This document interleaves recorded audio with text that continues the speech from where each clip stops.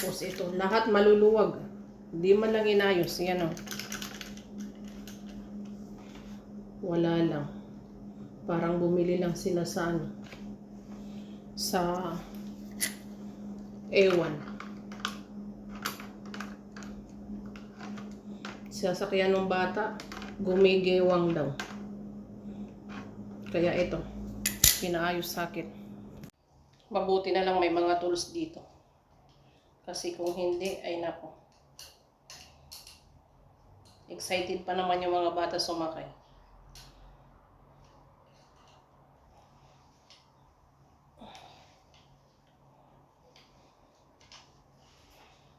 Ayan.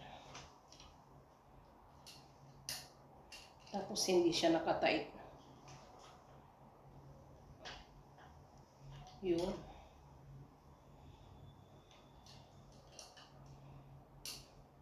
Puro issue to sa ano eh. Sa pagluluto ko eh.